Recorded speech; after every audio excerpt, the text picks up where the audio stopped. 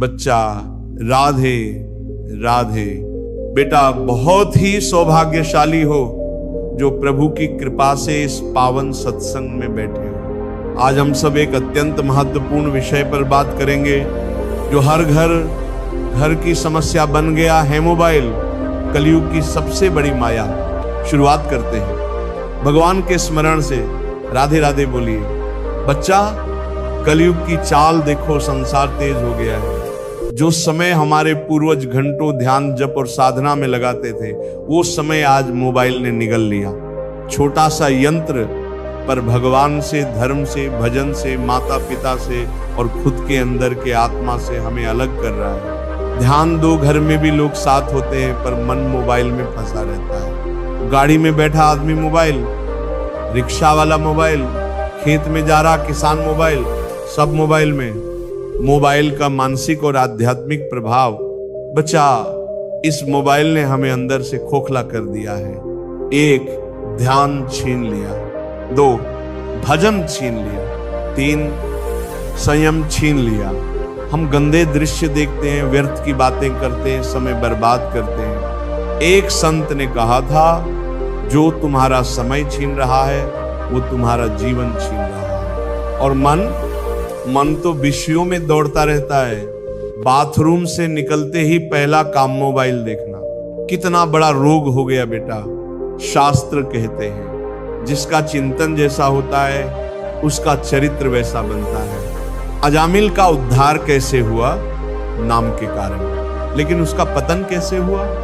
एक दृश्य देखकर।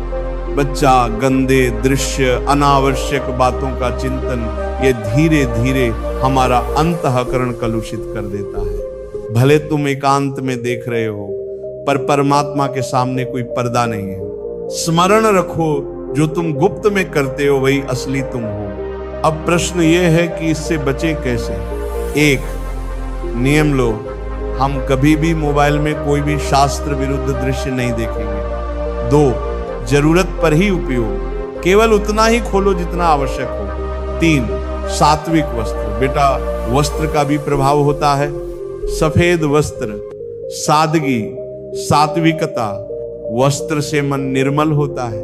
4, सात्विक भोजन और विहार, जैसा खाओगे वैसा मन बनेगा। 5, भजन, सत्संग और संत समागम। बच्चा, जिसने मोबाइल के मायाजाल से अपने मन को निकाल लिया वही सच्चा लोग होता है। 1, जब फुर्सत मिले मोबाइल मत खोलो, राधे राधे बोलो।